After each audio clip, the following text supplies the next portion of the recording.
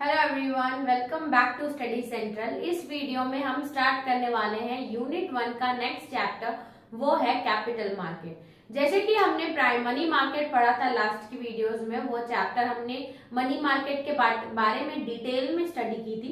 वैसे ही capital market का भी एक चैप्टर है जिसके बारे में पूरे डिटेल में हम लोग इस वीडियो में कवर करने वाले हैं। अब आपके एग्जाम्स में अलग अलग क्वेश्चंस पूछ सकता है कैपिटल मार्केट से रिलेटेड। हम टॉपिक वाइज डिस्कस करेंगे और वो पूरे टॉपिक्स की प्लेलिस्ट का लिंक मैंने डिस्क्रिप्शन में दे दिया है, आप एक साथ जाके चेक कर सकते हैं। तो स्टार्ट करते हैं कैपिटल मार्केट। इस वीडियो में हम डिस्कस करेंगे features and meaning of capital market. अगर 8 मार्क्स के क्वेश्चन में पूछता है तो आपको जो मैं हिंदी में एक्सप्लेन करूंगी वो आप अपने हिसाब से लिख सकते हैं कि मीनिंग क्या होती है और उसका फीचर्स क्या होते हैं। फीचर्स यहाँ बोल सकते हो, इंपॉर्टेंस और ऑब्जेक्टिव्स में भी आप ये लिख सकते हो, ऑब्जेक्टिव्स और इम्पोर्टेंस।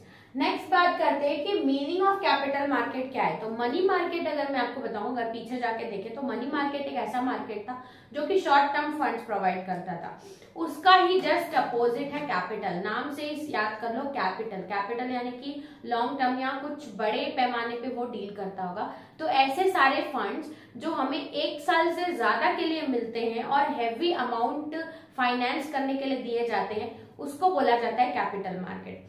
कैपिटल मार्केट में क्या होता है, अगर मुझे एक कंपनी रेज करनी है और अगर मैं लोन नहीं लेना चाहती, मुझे फाइनेंस की जरूरत है, तो मैं शेयर्स इनवाइट करूंगी, शेयर्स सेल करूंगी अपने कंपनी के, और अलग अलग लोग आके मेरी कंपनी में इन्वेस्ट करेंगे। तो कहीं ना कहीं मुझे कैपिटल मिल रहा है जो कि वो लॉन्ग टर्म के लिए दे रहे हैं मेरी कंपनी। ऐसा नहीं है 1 साल के लिए दिए फिर अगले साल वो लोग वापस मांग लेंगे।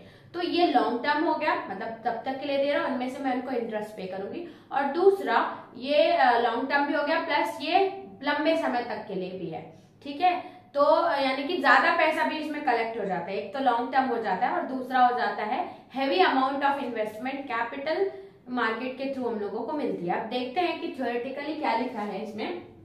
Essential prerequisites for industrial and commercial development. अगर हमारी इंडस्ट्री की और कमर्शियल डेवलपमेंट करनी है, बिजनेस की, क्योंकि कई बिजनेस के पास फाइनेंस नहीं होता, तो वो कैपिटल मार्केट में जा सकते हैं और बहुत सारे फंड्स इनवाइट कर सकते हैं उनकी कंपनी में इन्वेस्ट करने के लिए। फिर आता है capital market is a market which provide capital funds. जिनको कैपिटल फंड प्रोवाइड करता है कैपिटल मार्केट, जिनको जरूरी है। ठीक है, ऐसे यूनिट्स जिनको कैपिटल की जरूरत हो उनको कैपिटल मार्केट मनी प्रोवाइड करता है। It means capital market is a place where long term. अभी मैं आपको बताई कि अगर मनी मार्केट में शॉर्ट टर्म होता है फॉर 1 ईयर के लिए, तो कैपिटल मार्केट में long term and medium term financial instruments और एसेट्स बेचे जाते हैं। ठीक है, ट्रेडेड आएगा इसमें। ओके, तो इसमें मीडियम लॉन्ग टर्म इंस्ट्रूमेंट्स या एसेट्स को बेचा जाता है, यानी कि trade, purchase and sale trade किया जाता है। कैपिटल मार्केट रिफर्स टू एक इंस्टीट्यूशन अरेंजमेंट है, एक इंस्टीट्यूशन ही है पूरा, मान सकते हो, जिसके कारण हमें बोरोइंग और लेंडिंग मिल जाती है लंबे समय तक के लिए। ठीक है, तो कैपिटल मार्केट रिफर्स टू एक इंस्टीट्यूशनल अरेंजमेंट है पूरा, जिसमें वो हम लोग को क्या फैसिलिटेट करता है, for facilitating the borrowing and lending of long term funds. जो भी लॉन्ग टर्म फंड्स हैं, आप जाके कैपिटल मार्केट में इन्वेस्ट भी कर सकते हो, यानी कि पैसा आप लेंड कर रहे हो, बोरो भी कर सकते हो अगर आप वहां से पैसा उधार ले रहे हो। ठीक है, तो हम आई होप आपको मीनिंग अच्छे से समझ में आ गई होगी। इसमें से जो भी पॉइंट्स आपको इजी लगते हैं आप उसको लिख सकते हैं और अपने वर्ड्स में भी आप ऐड कर सकते हैं जो भी पॉइंट्स आपने सीखे। अब बात करेंगे नेक्स्ट इसकी ऑब्जेक्टिव्स या इंपॉर्टेंस। इसको हम लोग इंपॉर्टेंस भी बोल सकते हैं इसकी। तो पहला इंपॉर्टेंस ये है कि आप अपने मन से लिख सकते हैं कि कंपनीज को फंड्स प्रोवाइड करना, लो रेट ऑफ इंटरेस्ट, यानी कि ज्यादा इंटरेस्ट नहीं मिलता, लॉन्ग टर्म फंड्स प्रोवाइड करते हैं, ज्यादा से ज्यादा फंड प्रोवाइड करते हैं, कंपनी की ग्रोथ में हेल्प करता है, ensure secure long term running of the business. ये सब करके आप अपने मन से लिख सकते हैं। कुछ पॉइंट्स मैंने लिखे हैं जैसे कि ensure best possible coordination and balance between flow of saving and flow of investment. यानी कि जैसे कि बोरोइंग एंड लेंडिंग होता है ना, अगर आप पैसा बोरो कर रहे हो, यानी कि आप बोल सकते हो किसी से पैसा ले रहे हो, यानी कि आप अपनी सेविंग को, किसी की सेविंग को आप यूज कर रहे हो।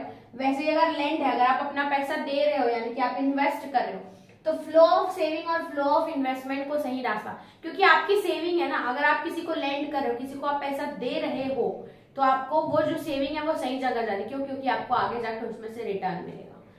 फिर आता है, और जो इन्वेस्ट कर रहा है वो तो अच्छी जगह ही देखेगा जहां पे वो इन्वेस्ट करना चाहे, तो सेविंग और इन्वेस्टमेंट को सही जगह वो यूज करवाता है।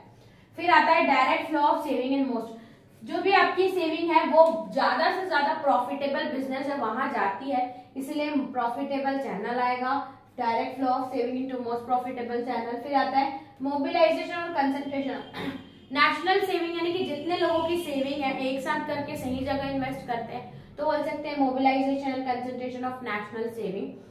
फिर मोबिलाइजेशन, अब import of foreign capital and investment, importer export में भी देखता है कि कितने पैसे आ रहे हैं कितने पैसे जा रहे हैं, इस तरीके से मनी मार्केट कंट्रोल करता है मार्केट की एक्टिविटीज को। ठीक है, तो ये था हमारा मीनिंग ऑफ कैपिटल मार्केट और ये था हमारा objectives and importance of capital market. I hope आपको दोनों समझ में आ गया होगा। तो इस वीडियो में इतना ही रखते हैं, चलते हैं नेक्स्ट वीडियो में, देखते हैं इस चैप्टर का नेक्स्ट टॉपिक। तब तक के लिए थैंक्स फॉर वॉचिंग।